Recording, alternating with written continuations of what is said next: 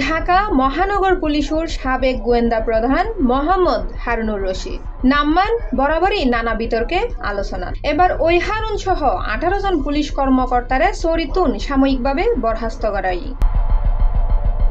August 17 তারিখ রবিবার স্বরাষ্ট্র মন্ত্রণালয়ের জননিরাপত্তা বিভাগের পুলিশ এক শাখাতুন জারি করা প্রজ্ঞাপনত এ তথ্যগান জানানো হয়। রাষ্ট্রপতির আদেশক্রমে প্রজ্ঞাপনত সই করে সিনিয়র সচিব নাসিমুল গনি।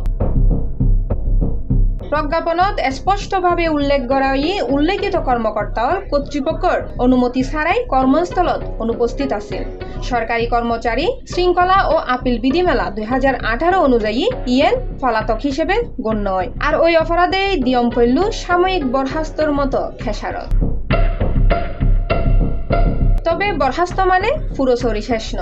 এ সময় তারা নিয়ম অনুযায়ী খরগোশ ভাতা পাইব। স্বরাষ্ট্র মন্ত্রণালয় জানার জনস্বার্থে কঠোর সিদ্ধান্ত কার্যকর করাই। হারুনুর রশিদ সহ 18 জন কর্মকর্তার বিরুদ্ধে লইন্যে পদক্ষেপ এখন আইন শৃঙ্খলা বাহিনীর ভিতরে ব্যাপক আলোচনার জন্ম দিয়ে। ডেস্ক নিউজ, সি+ টিভি, চট্টগ্রাম।